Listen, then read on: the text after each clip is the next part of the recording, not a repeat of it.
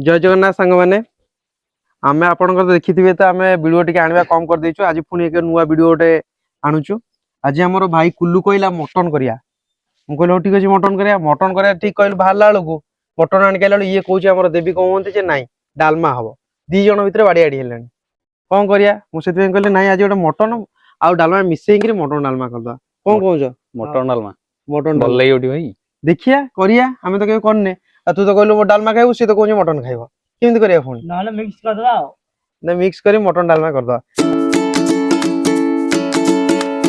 आमे खाली कोन आ मटन डालमा करिया सेति पय टे भात हबो काकुर सलुट हबो मटन डालमा हबो भात पे पुणी भात बसई देला ना पानी बसी गला गैस लागी स्टार्ट हे गला एबे तापर एबे हमर परिया परिया कटाकटी हबो कटाकटी करी धुआ धुई करी भात सैला परे मटन डालमाटा स्टार्ट करू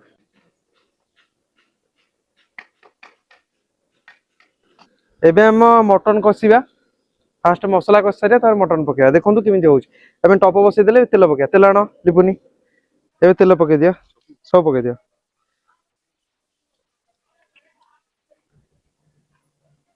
ताती गलानी गोटा मसला पके दवा ए वर्ष पखाला दिवस आउछ केमिति कोन करिया आर वर्ष पखाला तो हेतिला जबरदस्त ए वर्ष पुणी कोन करिया पड़ो ना नहीं ना करिया नहीं ना ना आइटम आर थरी गळे एते आइटम करिया नहीं एतरे नॉन वेज करिया खाली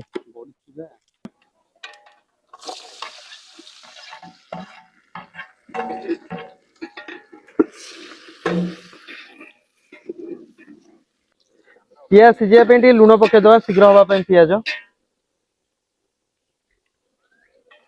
वाह ए हम काश्मीरी चिली पके दवा पियाज हे गलानी अदा रसुण पेस्ट पके दवा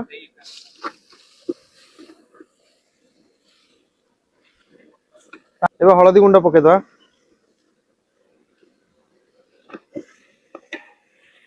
मीट मसाला भी पके दवा चिकन मसाला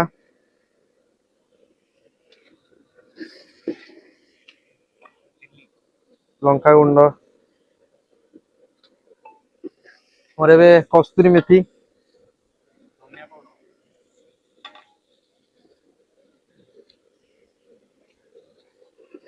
जीरा पाउडर देखियो फाइबर एटा ना एटा न आसिन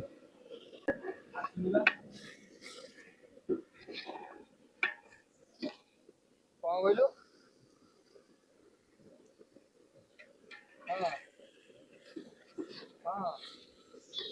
एबे हमर मसला हे गलानी मटन पके दवा मटन पके दियो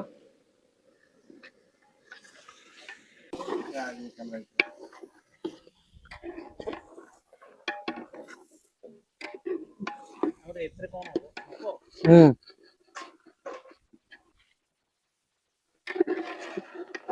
अब आउ ये मटर कीमा पड़े ना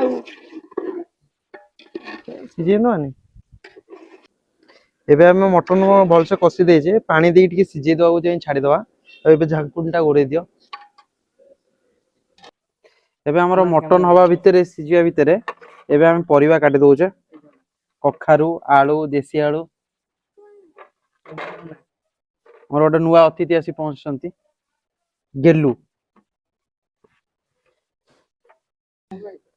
छुरीटा 99 ने आनथले एटा डैमेज हे गले आ गोटे आसीयो आरो दाढ़ पळेलानी बळ प्रयोग करिया पड़े आ छुरी रे किछि कटुनी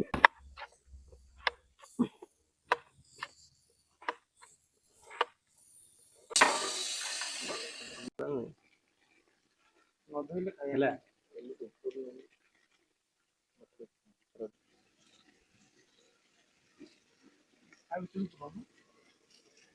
एबे हमर मटन 70% सिझी जाईची एबे हमें परिवा पके दवा परिवा हमरे दउछु कोन ना आलू देसी आलू कखारु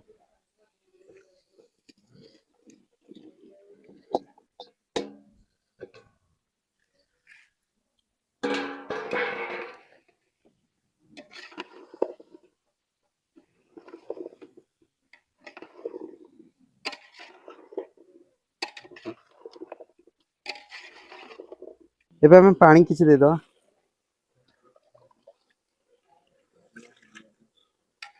ପରିବା ସିଝିବା ପାଇଁ ପାଣି ଦେଇକିରି ଛାଡ଼ିଦବା କିଛି ସମୟ।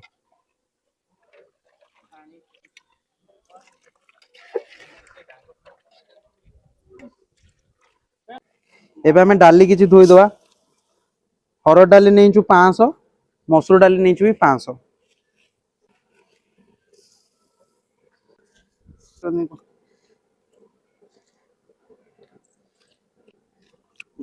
ସବୁବେଳେ ଡାଲିକି ଧୋଇ ଖାଆନ୍ତୁ। ଦେଖନ୍ତୁ କାଠି କୁଟା ବାହାରୁଛି, କୋଉ ଭଳିଆ ଅଳିଆ ବାହାରୁଛି ଦେଖନ୍ତୁ।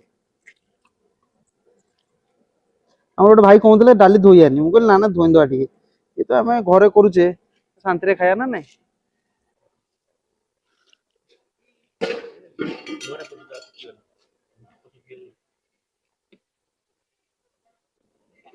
ଏବେ ଆମର ଆଳୁ ପରିବା ପତ୍ର ଆମର ସିଝିଗଲାଣି 70% ଭଳିଆ। ଆମେ ଡାଲି ପକେଇଦବା। ଡାଲି ଧୋଇ ଦେଇଛେ ଭଲସେ ପୁରା, ଦେଖିଥିବେ କୋଉ ଭଳିଆ ପାଣି ବାହାରିଲା।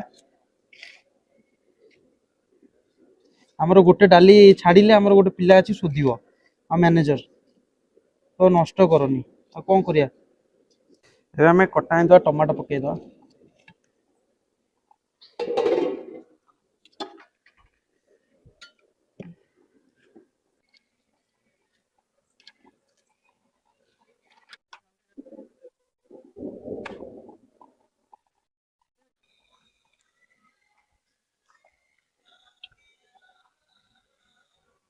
କାକୁଡି କାଟା ହେଇଛି, ମସ୍ତ କଟା ହେଇଛି।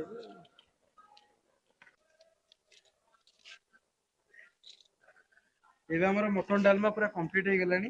ଏବେ ଆମେ ଓହ୍ଲେଇଦବା, ତାପରେ ଛୁଙ୍କ ମାରିବା। ଏବେ ଆମେ କଡେଇ ବସେଇ ଦେଇଛେ, କଡେଇ ତାତିଲାଣି ଛୁଙ୍କ ମାରିବା ପାଇଁ। ତେଲ ଦବା, ଲଙ୍କା ପଡିବ, ଫୁଟଣ ପଡିବ। ହବ ନହେଲେ ତେଲ ଟା ଭଲସେ ନ ତାତିଲେ ଫୁଟଣ ମାନେ ଛୁଙ୍କର କିଛି ମହତ୍ଵ ରହିବନି। ଏ ଲଙ୍କା ତାତି ତେଲ ତାତିଗଲା, ଲଙ୍କା ପଇଲା। ଆଉ ଗୋଟେ ଗ୍ୟାସ୍ କମେଇଦବା। ଏବେ ଆମେ ଫୁଟଣ ପକେଇଦବା। ଜିରା,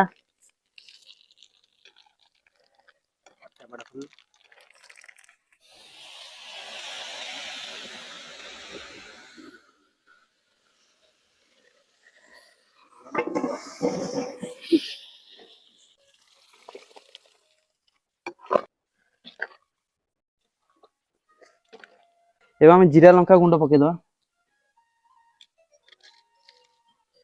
ଧନିଆ ପତ୍ର,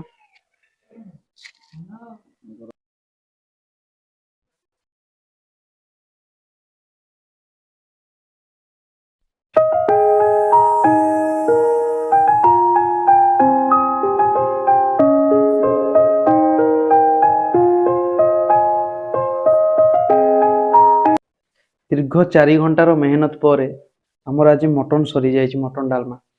ଏବେ ଆମେ ଖାଇକିରି ଦେଖିବୁ କେମିତି ଲାଗୁଛି। ବହୁତ କଷ୍ଟ ହେଲାଣି, ଖରାରେ କରିବା ବହୁତ କଷ୍ଟ ହେଲାଣି। ଏବେଠାରୁ ଏତେ ଖରା ହେଲାଣି, ମାର୍ଚ୍ଚ ମାସରେ କଣ ହଉଛି ଦେଖିବା ଏ ବର୍ଷ। ଖାଇଲୁ ପିଠା କେମିତି ଲାଗୁଛି?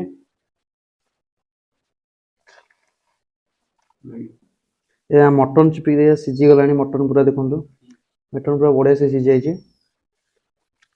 ଟେଷ୍ଟ ବି ଆମେ ଯେତିକି ଭାବୁଥିଲୁ ତାଠୁ ପୁରା କଷ ହେଇଛି।